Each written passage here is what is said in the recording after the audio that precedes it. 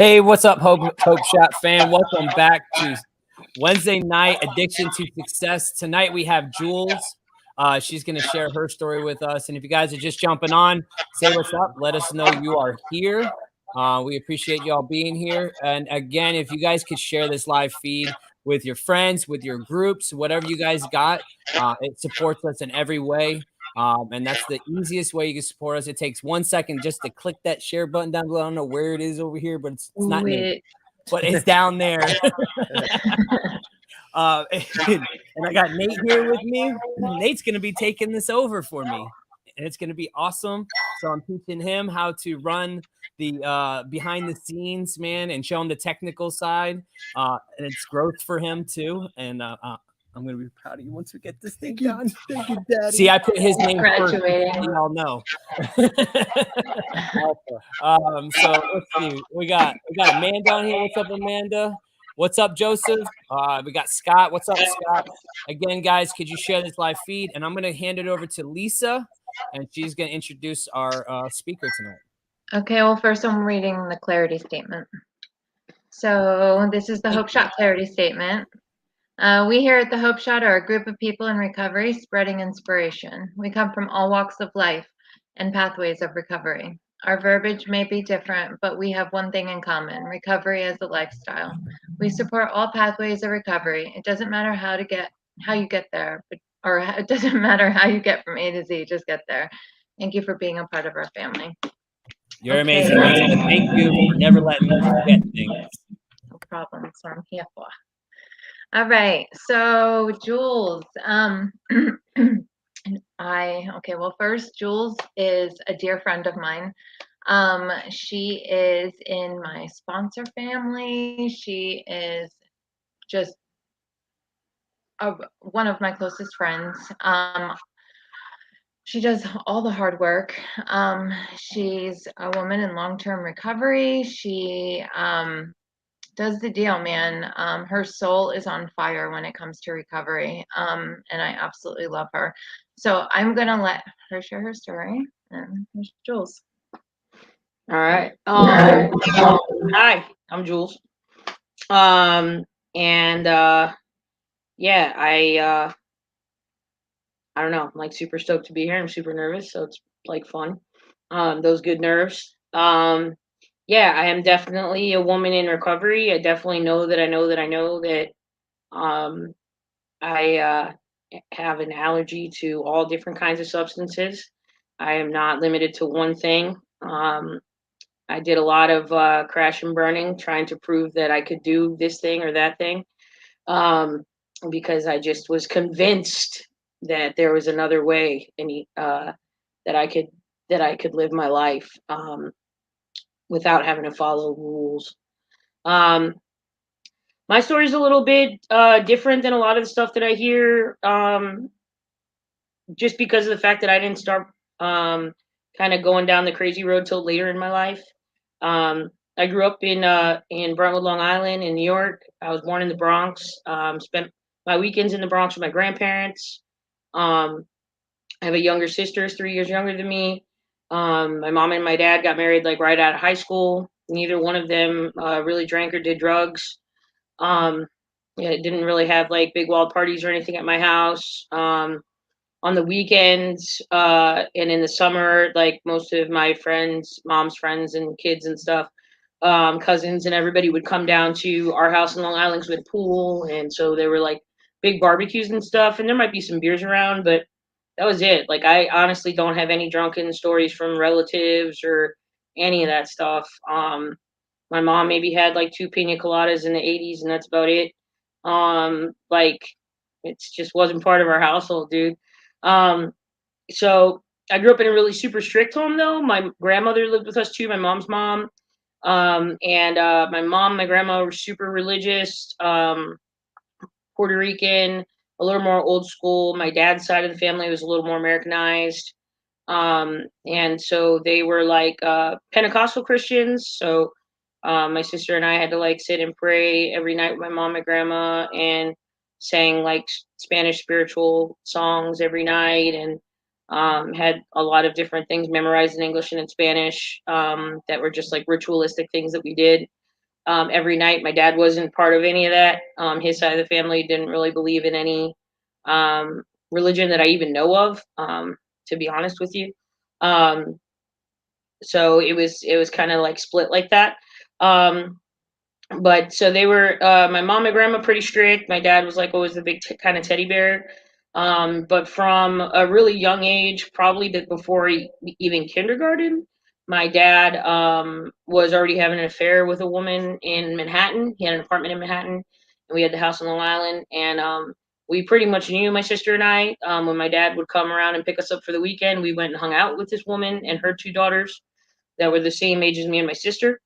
And then we'd come home and get 20 questions from my mom about who we were with. And I learned real quick to lie because she really didn't want to hear the truth. And that would send her off into just a whirlwind of shit, really. And fight her. My dad would fight more. My grandmother would fight with like it was just a whole big mess. So we learned to just kind of keep our mouths shut. And my mom was more of the children that are to be seen and not heard kind of thing.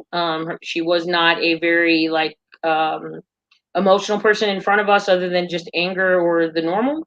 It was pretty much all I ever saw. She didn't cry. She told me she loved me, but she wasn't like really like squishy, huggy, lovey. I think, which is probably why I hug every single person, even strangers in the street now. I think I'm trying to make up for lost time. Um, so yeah, it was just kind of like that. Where my dad was like a teddy bear, man. He was the one with the video camera, and even if he wasn't there a lot, most of my memories from my childhood are with him. He's the one that came with the video camera, and let me like make up videos of like commercials and let me sing, and was always encouraging and stuff. And my mom was just real kind of stoic. It's kind of how she was, and my grandma was too, with her. So I don't know. It was kind of weird. Um, so he was having an affair with this lady. My parents did not get a divorce till I was 13. And when they did get divorced, he married that lady, and he's still married to that lady. So her name's Maria. She's my stepmother. I have two stepsisters that are exactly the same age as me and my sister. And when I was a kid, all I knew was that they were the Cuban. Felt like he traded us in for the Cuban version of us because they were exactly the same age. This lady even had a haircut like my mom, which was weird. Just like weird. It was real weird. And so I don't know, there wasn't a lot of like comfort and good stuff. When my dad would come home, my mom and him would fight.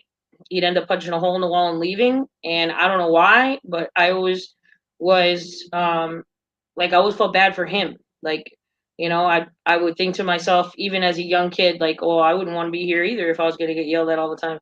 Or my sister would comfort my mom, and she was a lot like my mom. I was just a lot like my dad, So I was always daddy's little girl in my head. Um, so I don't know. It was pretty weird. And then so my mom got remarried when I was 15 to a great guy. And then I had another stepsister and stepbrother on that side that were around a little bit. And then I had stepmom on the other side with two stepsisters. And then we had me and my sister. And my mom always wanted to move to Florida. She hated New York from the minute she was born, I think. And my dad was never moving to Florida. So when she got remarried, that was like a requirement in life. And so when I was 15, we moved to Florida for a better life. Um, I say it like that because in New York, in order to like make mom happy and to kind of keep mom kind of off my back, I was super, super good in school. I had issues focusing and stuff, so I overdid it, and I would study constantly. I had straight A's. I was in every kind of group at school that I could possibly be in, from honor society to choir to like I don't know, homecoming committee to wrestling coach to this to that, just anything and everything that I was a cheerleader. I would play volleyball, anything and everything that I could do because like for my mom and my grandmother being so strict, school was okay. So if it was a school activity, I could be there all day, all night. It didn't matter. But my mom wouldn't go get me or drive me or any of that. So teachers were the ones that really kind of helped me out and took me places, and drove me home and made sure that I was okay all the time. Um, and that's pretty much how my world went. So I was super overactive in school. I was looking at being valedictorian. I was a year and a half ahead in school. I was looking at graduating early. My sister was kind of on the other side. She struggled a lot in school just to kind of maintain, B's and C's. I was the kind I would come home with like a 99, and my mom would be like, "Well, why didn't you get 100? What's wrong with you?" So I never really kind of understood that, and I grew up with a lot of kind of animosity towards her for that. And I don't know. There was just always kind of just this off feeling, like I don't know. We were permanently grounded. Um, my mom believed that since she grew up poor in the Bronx, that since we had a big house in Long Island, that we should have no reason to want to go anywhere. So if anybody wanted to play with us, they were to come over. But the requirement for anybody to come over and play with me or my sister was to show my mom their report card. So people did not come over to play with us. Um, so I don't know. I always felt like there was, the world. I assumed the world was the same way it was in my house because I was never anywhere else to see any different. So I didn't really question much. I wasn't really, exactly happy, but I was happy at school and I had a lot of people around me at school. I was, pretty popular with kind of all the different groups of kids because I kind of just felt comfortable with everybody. And then when I was 15, we moved to Florida, and I did not want to move to Florida because I was doing really well in school. And we moved to Cape Coral in 1991. And coming from New York to Cape Coral in 1991 was beyond a culture shock. My mom thought we would want to move to Florida because we came down every year for a week to Orlando. And but that's different. I'm going to Disneyland and Universal and stuff like that. Moving to Florida to live life here was not a vacation trip. And so I was not thrilled about it. And Cape Coral in 91, my school was still being forcibly segregated or forcibly integrated because there was literally no people of any other backgrounds that lived in my town. Like we were one of the few Spanish families in town, and the only black kids that were in my town were really bussed over from like a town over, which was really wild. So there was a tremendous amount of racism in the school. I'd never experienced that in New York. I didn't know what the hell that was, to be honest with you. That's something you read about in history. But here I moved to this place and I got a thick New York accent. I'm very Puerto Rican looking with very big hair, but I don't speak really Spanish. My grandma spoke to us Spanish the whole time, but she never spoke English. My mom always had us speak English to her because she wanted us to be, do well in school. And yeah, dude, it was like serious culture shock, man. Totally. Um, and people, I would introduce myself, and people would be like, "Hey, what's your name?" And my name is actually Nady Santana, so I'd be like, "My name's Nady," and they'd be like, "Well, what are you?" And I didn't know what the hell they meant, dude. I was like, "Earthling," that didn't go over well. But the Spanish kids didn't want to chill with me because I didn't speak Spanish. The white kids didn't want to chill with me because I wasn't white. And I found myself really like lost in school for the first time ever. And my mom just thought I was being difficult because here's my sister doing really well in school because the schools are like way further behind than New York. So she's doing well and I'm like hating it. And that's when I found singing. I had sung in New York a little bit in the choir, but it wasn't a big major part of my life. So when I got to Florida and I wasn't fitting in anywhere else, I didn't want to be a cheerleader. It was a whole different ballgame at the school down there than it was in New York. It was kind of more stereotypical movie cheerleader shit that I did not agree with. So I started singing. I got into choir. I got into vocal ensemble. I got every art class that I could possibly take. I got A's on all my tests, and I refused to do any homework because I thought school was stupid. But I just dove into the art world, and that's where I kind of found all the other misfits of school. And I found a group of people that didn't care. We're all from different backgrounds and all different ethnicities and all different, financial backgrounds, and some were gay, some were straight, just all kinds of stuff. And it was pretty cool. And I found a comfort there. We also, when we moved to Florida, my mom decided we were going to become church folk. And so we started going to a Methodist church. I couldn't tell you where there's a church in New York. I knew that, God, specifically Jesus, was very important to my mother. And she tried to make that really important to us. I didn't really kind of get it because it was just a forced kind of a thing. I never really felt connected. But when I moved to Florida, we got involved in this Methodist church, and I really dug it, man. Like there was a youth group, and some of the people went to my school, and I got really involved, and I was singing at the church, and I was, helping the little kids sing, and I decided I wanted to be a music teacher, and that's kind of where things went. That kind of saved me, man. Jersey, what? Um, what's up, pickle? So yeah, like that's the way that it went, and I ended up going to college. I kept my grades up enough that I could get into college. Actually got a full ride on a voice scholarship, and I went to school to be an opera singer. Um, that's what I did, and it was pretty cool. Um, I got my associate's degree, and so at this time, so I'm like, I went to Orlando first for a year to try to go to school, but I needed help from my mom with an apartment. She did help me get an apartment up there because obviously I'm a young kid. I don't have any credit or anything. And then about 3 months in, she wanted me to change majors because I was a music major, and I refused. She said, "Well, I'm not paying you rent," and because she was splitting it with me. So she said, "Unless you change to be a math major, because I was good at math, then I'm not helping you." And I said, "Okay, don't help me." And I pretty much had to drop out of school to pay my bills. And But I wasn't changing majors, so I stayed there for a little bit, and then I ended up going to a different school after that on a full ride, and went straight music the whole way, sing, sing, sing, yeah. So that was a really long time ago. But it was really cool, and I really loved it. And up to that point, so I'm 22. I have an associate's degree in classical voice. I'm singing professional opera at different places, doing gigs, giving private voice lessons to kids with speech impediments and things like that. I'm super involved in the community, in the arts center, and that was my life. There was no drugs, there was no alcohol, there was no cigarettes. I smoked a couple cigarettes when I was like 15, trying to impress my stepsister. But for the most part, I was like the straight edge kid. Um, some things happened. I started to realize when I was about 17 that I had a crush on my best friend. I was writing her letters about my crush on my best friend, and my mom found them and freaked out.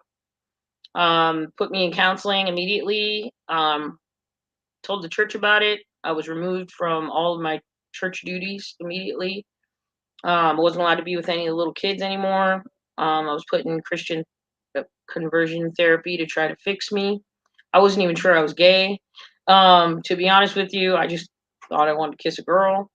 But after about a year of going through that with my mom, and going through all these different therapies and all this stuff, I finally got taken to like away to a camp for like 4 days where they were supposed to like fix me.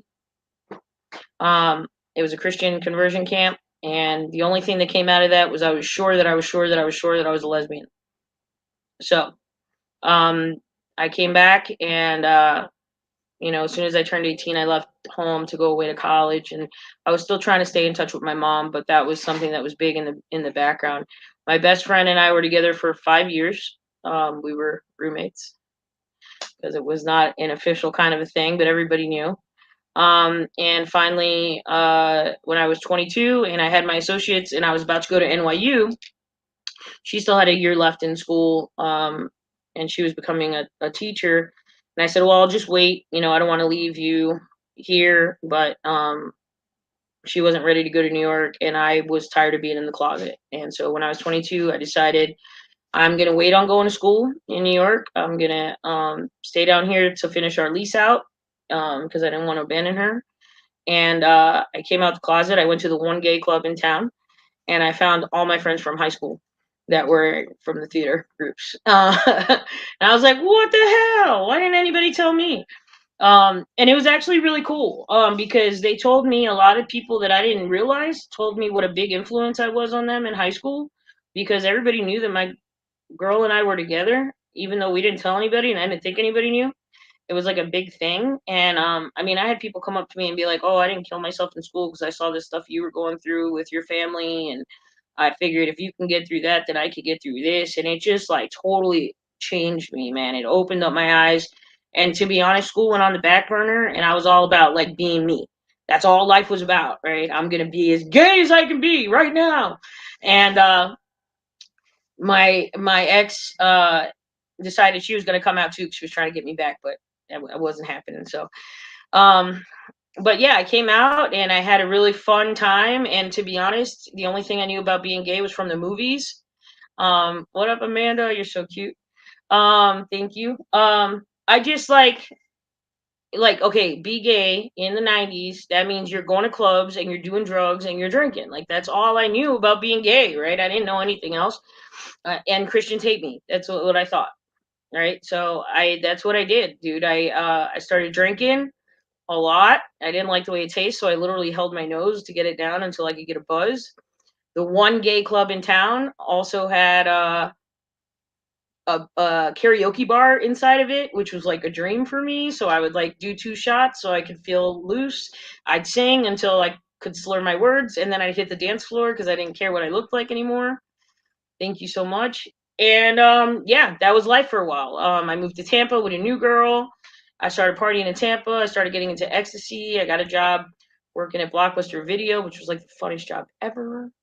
And started partying, but doing drugs responsibly because we would do them at home with one sober person, and thought that was like the right way to do things. But real quick, it got out of hand. I went from like just rolling on the weekends one night to like rolling every day. I got a lot of my drugs free because one of my assistant managers that worked for me, I let him deal out of my store, and so he gave me free stuff.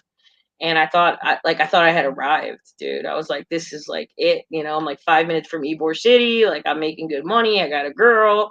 Like, I'm living my life out and proud. I really just became like a karaoke whore as far as singing went. So I could still sing and just kind of feed my ego.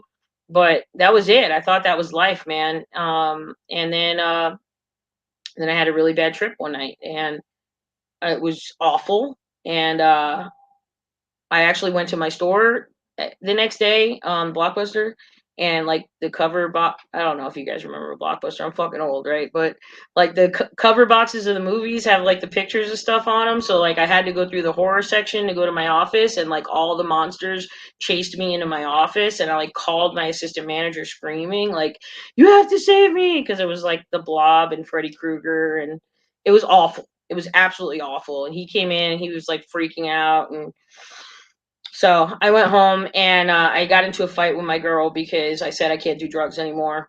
It's terrible, not doing drugs.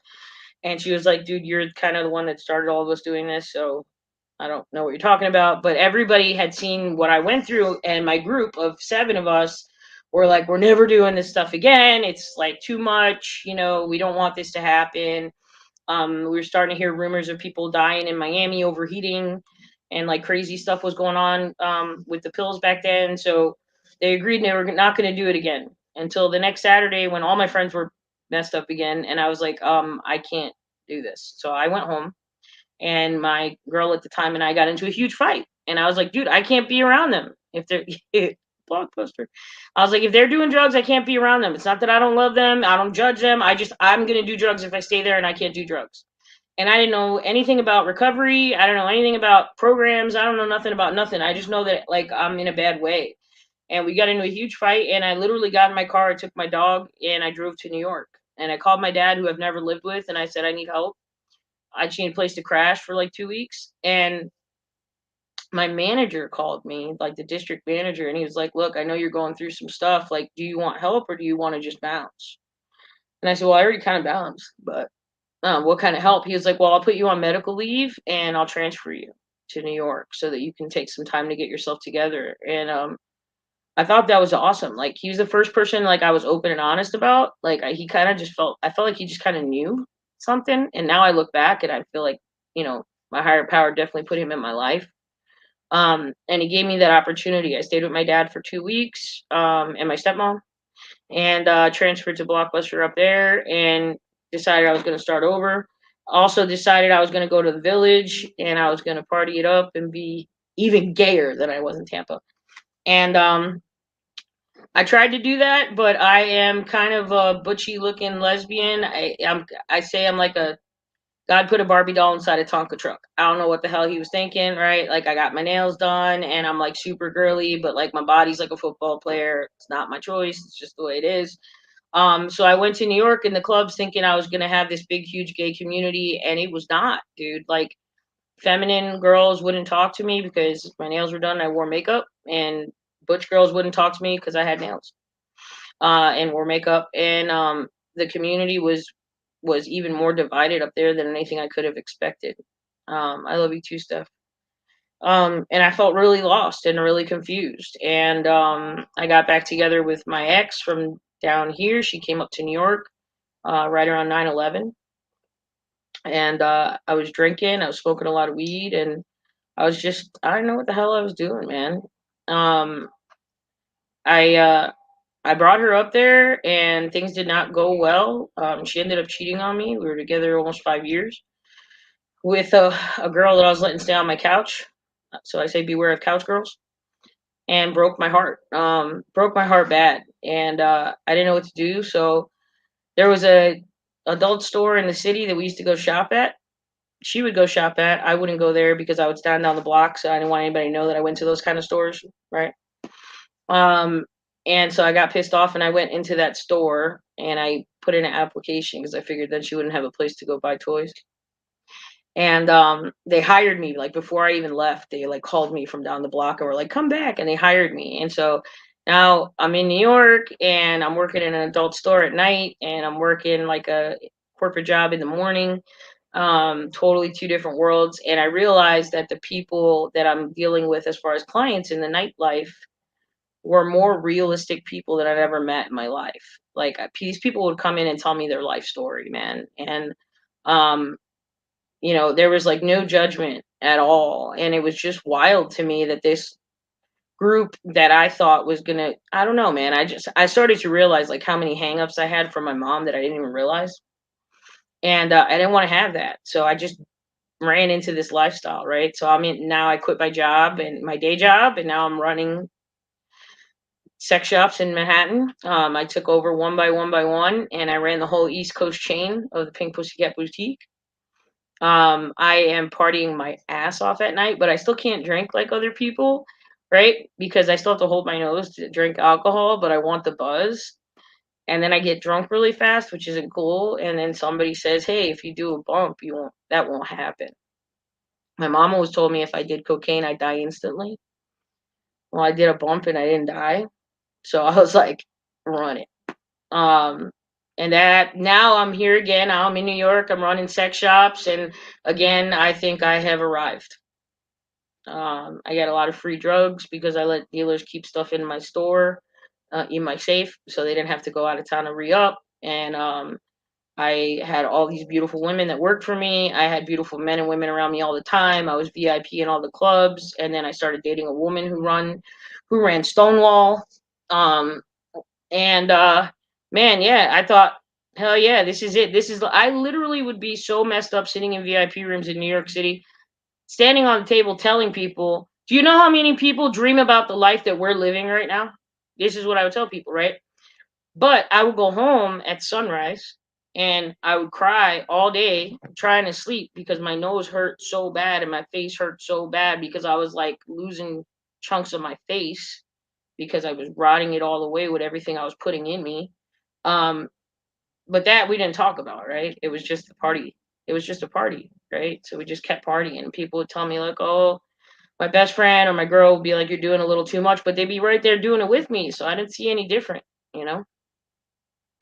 I didn't see any different. I really didn't. And but they started getting worried about me, and I don't know. I was like, I didn't see it. I said I would never move to Florida again. I came down to check on the Florida location. But a backpack. I was supposed to be here 2 days. That was in 2007. I'm still here. Um, I came to check on a location. I met a millionaire, literally, who told me I was supposed to open up another location.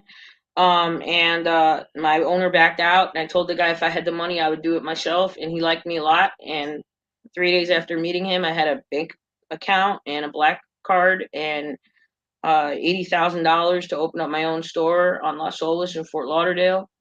And and I did. I stayed, and that's what I decided to do. And I ran this store, and my ex would fly back and forth to New York, and I stopped doing drugs instantly. Like, I stopped doing everything instantly because I was became a workaholic. Like, here's my dream. I'm gonna have my own sex shop. Like, this is fucking cool.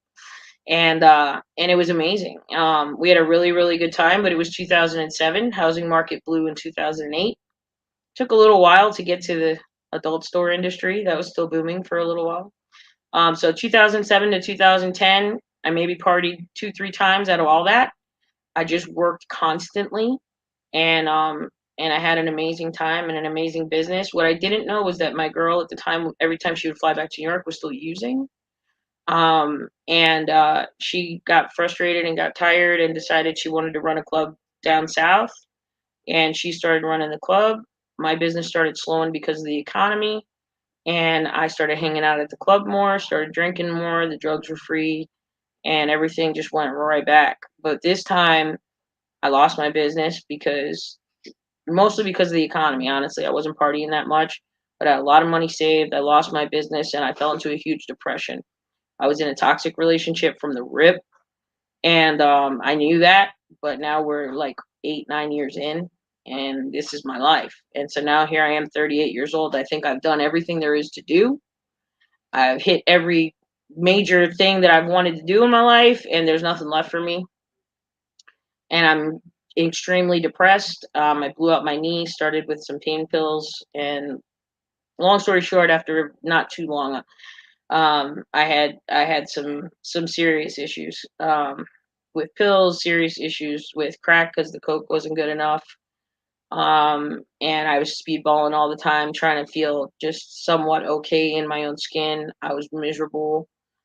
She was miserable with me, but she was able to party with me all weekend and then go to work on Monday. I couldn't, so I drained our bank account. I sold everything that wasn't, you know, put down, anything that I could. Like, I sold her guitars, and she didn't know for months because I left the cases. I just take the guitars.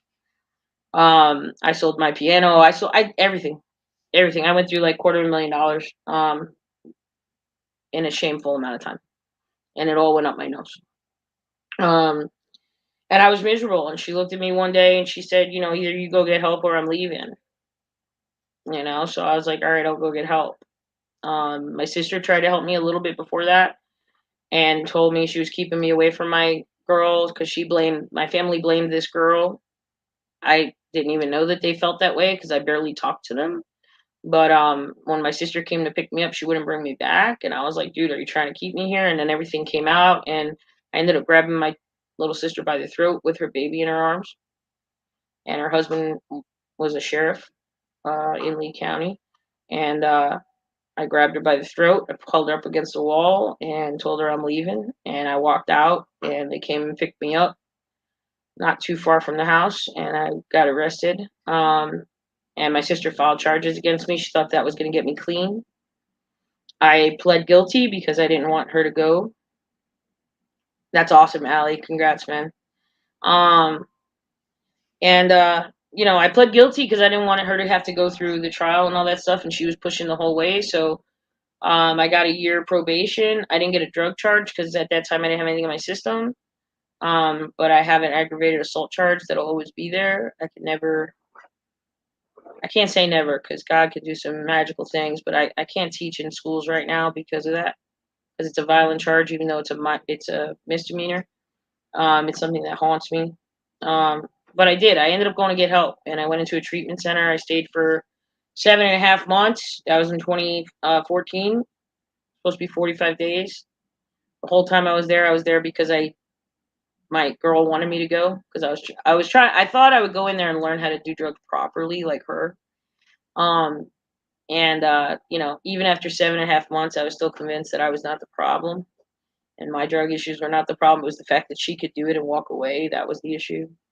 And she left me while I was in there anyway. And I really believe that was like a gift from the universe. At the time, I didn't think so. Like, it threw me for a loop. I couldn't stay sober. I was just real confused and real lost after 9 years with somebody, whether it was good or bad. That's all I knew.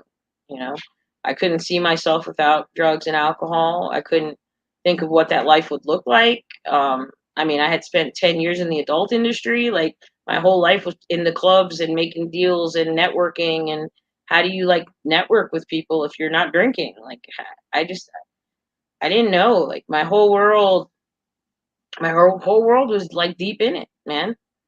I didn't feel like I could sing again because I'd done so much damage to my throat. So that was not an option. I just didn't know which direction to go. And so I spent some time going in and out of programs, in and out of rehabs. I don't know how many detoxes. I don't know how many. And the thing is that I'm like a really good student, right? So I'll go in and I do really good. And I like graduate from rehab with honors, right? And then I go to like really strict halfway houses because I'm good at following rules, right? So I'm like the A student at the halfway house, right? And then I'll move out on my own, and within 2 weeks I'm like fucked up again, and I couldn't break the cycle. I just I couldn't break it, man. Here I go into these rooms and they're telling me that it's not about, God. It's not about Jesus, right? It's just about God. But it's not about God. It's just about a higher power. But it's not about a higher power. It's just about something bigger than you, right? And I'm going, y'all are full of shit. You're just trying to get me. Just trying to get me. I had so many issues, man, with God and Christians, or people that act like Christians, and religion versus spirituality. I didn't know like there was a difference between like spirituality and religion. I didn't know there was a difference between people that claim to be godly and people that use that as an evil power, or that people that like actually are guided by something good. I didn't know that it's possible to have like friends and relationships with people and be 100% honest with them and they still love you. Like I didn't know that, dude. Like I just didn't. Everybody, when I look back on my life for the first 38 years, every relationship that I had was contingent upon something, including my mother, my father, you know, my sister, all of it. Like I didn't get it. I didn't get it. My sister had problems with drugs when she was in her teens. And so here I am in my 30s thinking she would understand, but she was able to just stop, and so she couldn't understand why I couldn't. And I would tell people like I could stop if I wanted to, right? I just don't want to. It never occurred to me that when I really wanted to, I wouldn't be able to. Like that didn't even occur to me, like when I was in school, it was just say no. And then it was like, dare came after that, and like all these things they teach you in school, right? Nobody sat down and told me how addiction works or how alcoholism works, right? They don't, I heard from my mother, you do drugs once you die, right? So that didn't happen. So what other things are you lying about, right? Um, I didn't know that there's a line that can be crossed, and that once you cross it, it's impossible to come back from it. And unfortunately, there's no way for you to know if you're one of us until it's too late, right? I didn't know that. I don't know that that would have changed anything, but I feel like maybe I could have made a couple better choices, you know? So, anyways, I went to treatment. And the first treatment center I went to, um, I was the only one in there that never did heroin. So I spent a lot of time, 7.5 months, hearing about heroin, and I thought I was missing out on something. So when I got out, I had 6 months sober. So I was trying, and I was depressed, and I was on my own, and I was lonely, and I decided I was going to kill myself. And I went and got some heroin because I was going to do it the right way. That's what I figured. If I'm going to do it, I'm going to do it this way, and I might as well find out what this is all about. And I wrote some letters, and I took some pills, and I did some heroin. And I woke up about 26 hours later, sick as a fucking dog, and was like, well, that didn't work, so I guess I'm doing heroin now. And that's what I did. I ran for about 6 months. I thought for some reason I was safe because I didn't use needles. I had the illusion that I couldn't overdose because I didn't use needles. And Dustin, love you, man. For real, bro. Have a great meeting. I don't know. I had that illusion. I thought that couldn't happen to me, even though I had people around me dying left and right, in and out of a couple of more treatment centers. And then I had 6 months sober. I was really trying to do the thing. I was really starting to understand. I started to meet women that would speak and didn't sound like they didn't sound like they were like, out of a book or like they were brainwashed. They still sounded like individuals, but that they had really found something that worked for them. And I hung on to that. I started kind of surrounding myself with these kind of people, and I was having fun and I was really enjoying it, right? But I was still crying myself to sleep at night, and I wasn't telling anybody that. Um, and then I got a year and a half put together, and I was doing really good, and I was surrounded by amazing people, and I had a job with people in recovery where if I was stressed out at work, I could literally go to my boss and be like, I need a fucking meeting right now, and he'd be like, go, do you need a ride? Like, I was so safe, like, with everything around me, I thought, right? But I was still crying myself to sleep at night and not telling anybody. And then I decided I was going to take the edge off, right? Because I had 3 friends die that week of overdoses. And I went to a funeral I shouldn't have gone to because I was not emotionally ready to deal with what I saw. And but I went, and it messed me up. And I went and I decided I was going to take the edge off, and I overdosed. I overdosed on a city bus. I was trying to go in this one place to go do my drugs, and this freaking girl named Becky was overdosing in the bathroom, and her friend's banging on the door, and I'm like, how rude! Like, I just want to do my drugs, so I had to go someplace else to do my drugs. Like, God tried to tell me not to do this a bunch of times, right? But no, my stubborn ass. So I went someplace else, and I only did a little bit because I didn't have that much privacy. And I got on a bus, and I was supposed to get off in 2 stops, and I woke up 4 towns later in a ER. The bus driver called 911, and EMS came and Narcaned me and saved my life. Um, that was the last time I ever did heroin. When I woke up, the nurse was telling me that I overdosed, and I was arguing with her. It's not possible because I don't use needles. And I kept telling her that my drugs were in my bag, and she told me, tell me where it is and don't say it again after that because I have to call the police. You're not supposed to come here with drugs. And she found them in my bag, and she threw them away from me because her brother had died of an overdose 2 years earlier. And she knew that jail wasn't going to fix me. And yeah, thank God for Narcan indeed. And then I went to treatment again. And this time was different because when I went for my interview, I was scared shitless that I wasn't going to get in. I needed the scholarship. And for the first time, I literally sat there and I told them, I was crying, and I was like, dude, I don't know why I picked up.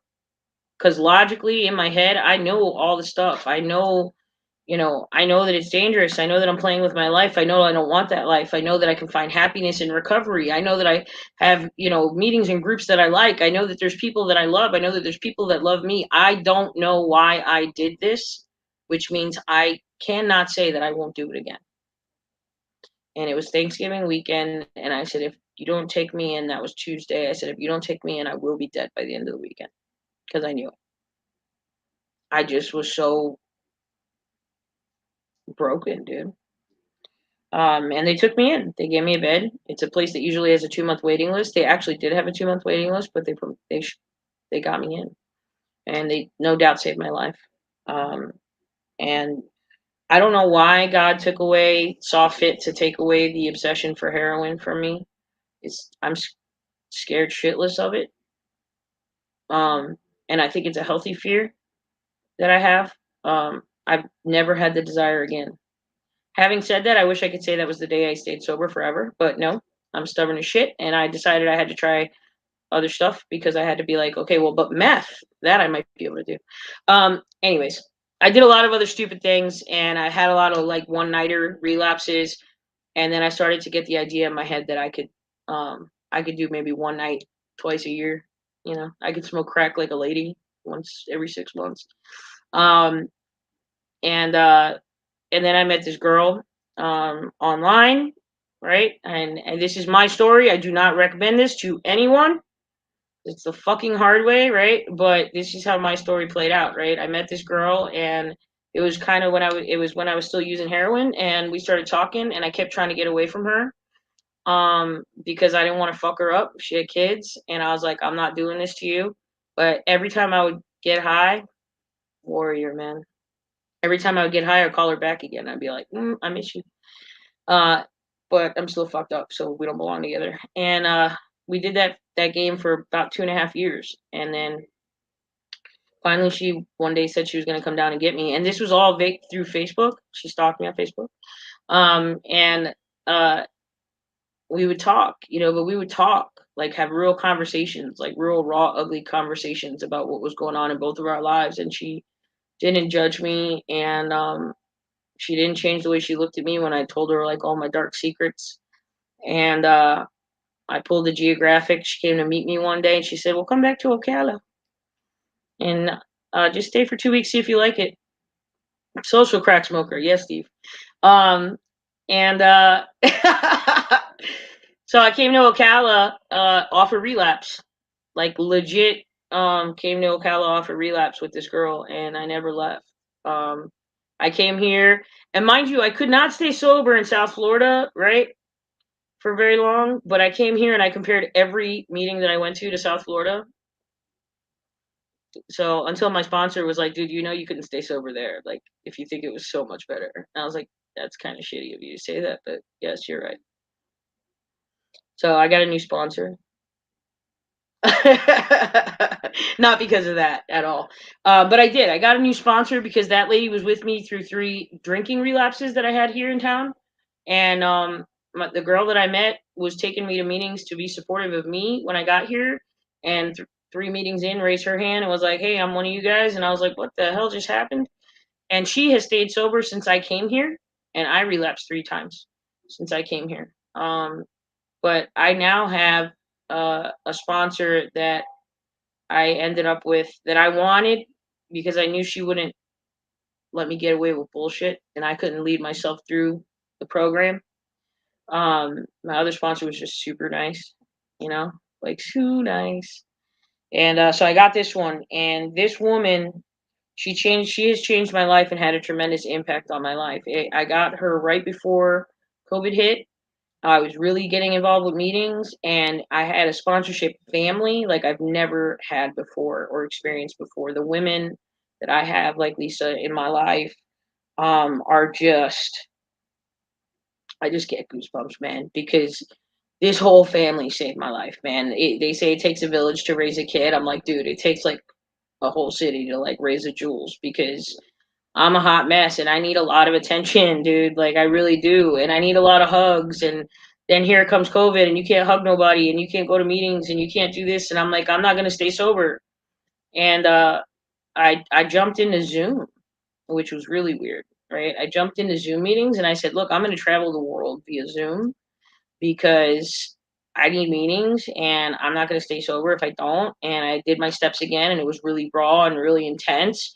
And my sponsorship family started doing meetings in a park once a week, 6 feet apart, when nobody was allowed to meet. And but we did it, and we sat together, and we read together, and we shared together, and we stayed super connected, even though we physically couldn't be around each other the way we wanted to. And I started sharing meetings in Spain. I became a home group member at a meeting in Nerja. My wife and I were like welcome in South Africa. We have a group in England that we're friends with. I started sponsoring a woman in Cheshire. It was amazing. We were in 5-6 meetings a day all around the globe, and we decided that we wanted to get married. And we did. We got married in our backyard, and we Zoomed our wedding so that all of our friends from around the world in the different programs could be there. My dad gave me away via Zoom. My mom said she couldn't come to my wedding because it would be too sad of a day for her. And that's okay. Because I talk to my mom now, and we have a relationship. And I say higher power, and she says, okay, but that's Jesus, right? And I say, okay, Mom. But that's okay, because there's not an anger inside of me anymore, I'm actually singing in a church next week, and I haven't told anybody that. At a Christian church next week. Yeah, please. I looked everywhere and all over the place, just like trying to be like, okay, I have arrived. You know what I mean? Like feeling like I accomplished something, like I could be proud of myself. And, um, now like I just want to do stuff kind of behind the scenes. I have these beautiful women in my life that like live it, walk it, breathe it. And I have, I have a beautiful sponsee that I was able to take all the way through the steps and hear. Uh, hear her share with me the way that I've shared with someone else. And um like this whole experience has just like it's changed my life. And it's about the people. It's about the people that have showed me what God looks like, right? Um that's what's made the difference for me tremendously. I feel so lucky and blessed. We're about to move into a new place. I got a chicken. I'm really excited about the fact that I have a chicken. Her name is Belinda. She's freaking gorgeous. My landlord said I couldn't have her, so we moved her into a different house so I could have my freaking chicken. So this little Bronx girl's become a real country girl. And she's a house chicken, by the way. She lives in the house. So, um, I don't know, man. My world is totally different than anything I could have possibly imagined. And I hear in some programs where they say a life beyond your wildest dreams. And I used to say, beyond my wildest dreams, like you guys must have some fucking boring dreams because you have no idea where I've been, right? But it's true because I couldn't dream of a life where people around me loved me for who I was. I couldn't dream of a life where every day I wake up and I'm so excited that I woke up. I couldn't dream of a life where the shit that I've been through and the pain that I've felt can help somebody else. I couldn't dream of that, right? Because I couldn't fathom that. I couldn't dream of waking up not being sick and not needing something inside of me, that's a substance in order to feel like a normal human being. Like that was beyond my wildest dreams, dude. I just couldn't like get that. And now it's like every day's a new experience. This is the longest I've ever had sober. I don't like to talk about my anniversary, but my 3 years is coming up. And it's a blessing, but I wait till I'm right on top of it before I say anything. Um, because it's not about that. It's just every single day. If I don't wake up today and realize and remember who the hell I am and where the hell I came from and that I am an addict and an alcoholic, then I don't have a fucking chance, right? But now I'm a mom. I got a 17-year-old kid who's a pisser, right? Who just came out of the closet 3 months ago. And I'm like, oh my God, do I throw a party? Because I'm like the opposite of my mom, right? I'm trying to go the other direction. And he's like, Mom, like tone it down. It's okay. Like, it's all right. But man, I just like I couldn't imagine. I couldn't imagine any of this. So I couldn't imagine being on here talking with you guys. And I think I have talked enough. So I love you guys. I love recovery. I love my life. I love God. And thank you so much. Thanks so much, Jules. Man, that was a fire story. And that's what's cool, man. Having different people, different backgrounds, and sharing, the one thing in common is like, the damage we've done and the recovery that we live today. That's super cool. The one thing is like, the one thing that got me is like, your mom and you having difference of opinion about religion and higher power, and a lot of people get messed up over that. But it's cool that like you don't have anger in your heart now towards your mom for feeling that way, because it's sometimes, man, especially, and I know that the older folk, and especially Puerto Ricans, because I've have a bunch of friends, you can't change their mind, man. They're old school. It ain't happening, And Yeah. it's cool that you guys have a relationship now that you guys both can at least you can. I don't know if she can understand you, maybe not so much, but you can understand her and where she comes from. She definitely understands more than ever before, because we didn't talk for almost 5 years, and then I just started feeling heavy on my heart. I used to tell my first sponsor, like, my mom's gonna die someday, I'm gonna die someday, and we're never gonna know, and I'm okay with that. And now I look back and that breaks my heart because I really felt like that. And then I just got it heavy that I needed to call her. And I was like, no matter what she says, I'm just going to call her, tell her I love her and I'm okay. And I called her and she just started crying. And I was like, look, like, I'm still me. And she was like, I don't care. I'm just happy to hear from you. And we talk almost every day, like almost every day now, and yeah, she's definitely changed. She still believes what she believes, but she's changed in the fact that having a relationship with me is more important than trying to change my mind. And that's how I feel too. So that's a beautiful place for us to be. I also I think it's awesome that the experience that you had with the Christian conversion camp, and your strong dislike towards that whole sect, and then the power of this recovery deal is that you are going now to sing in a Christian church. I mean, how crazy! Yeah, it's wild. And Yeah. Gina wants to know, what church are you singing at? I'm singing at Recovery Church in Ocala next weekend. Okay, there you go. Yeah, Gina. not this Sunday, next Sunday. Next Sunday. Well, at least I'm sure you want to say something. Yeah. So like I freaking love you, Jules. I've heard your story before, but like every time I hear it, I feel like I'm living it.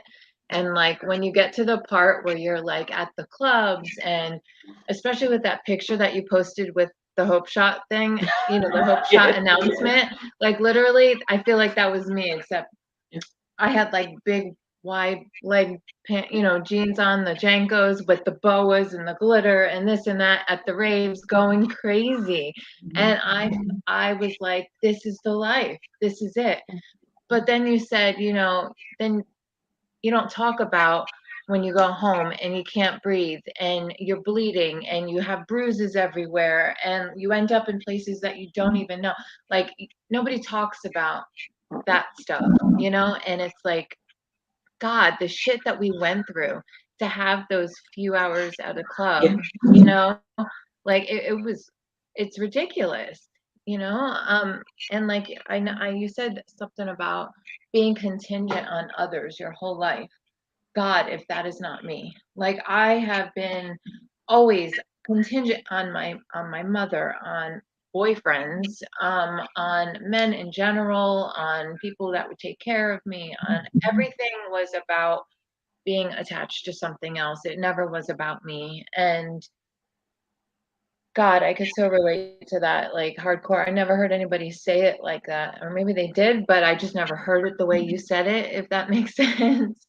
I don't know. And like one other thing, I feel like your old boss was in recovery. The Blockbuster guy. Yeah, the Blockbuster. I feel like I don't know. I'm like, he was in recovery. That's why he was like, listen, I know this deal. I don't know. But freaking fantastic job, man. Holy shit. Yeah. Well, thank you, Jules, for being here tonight. And I have a lot of people propositioning you to sing, and I'm not going to make you do it because, like, you're your own person. But if you want to give them a little baby taste, it's up to you. I'm not putting you on the spot. All right, I will. All right, because this is like part of like healing for me, because this is some fear shit right here. So, all right, Broadway, that's what you get. Cool. Listen, we'll take whatever we can get. Yeah, the people want. It's for you, Hope Shot fam. Here you go. All right. Come on, babe, why don't we paint the town? And all that jazz, I'm gonna rouge my knees and roll my stockings down. And all that jazz, start the car, no whoopee spot, where the gin is cold, but the piano's hot. Just a noisy hall where there's a nightly brawl, and all that jazz. Woo! Hell yeah. That's some good stuff right there. Love it. I freaking love it. That's my girl right there. Love you guys. Thanks so much for having me, man. Thank you, everybody. you. This is awesome. Yes. Thank you so much, Jules, for being here and sharing your story and getting vulnerable and all that good stuff. And we'll probably see each other around. And Yes. thank you guys. And you, Hope Shot family, I hope you enjoyed that little number by Jules. Yes, you got it. You asked for it. Got it. I couldn't not ask. Yeah. Yeah. Cool. But you gotta give the people what they want. But thank you guys so much for being here. We go live every Wednesday. If you're new here, we go live every Wednesday sharing stories of success from active addiction, called Addiction to Success, right here, 8 o'clock every Wednesday. And then also on Sunday, we go live, and it's going to be a group of us. Everybody at the Hope Shot is going to come on here, and we're going to share a little bit of topics and some experience, strength, and hope to start the week off right. So we hope you guys join us this Sunday, 8 p.m. Until then, love you guys. Good night. Love you guys. Thank you. Bye, Jules. Love you, sis.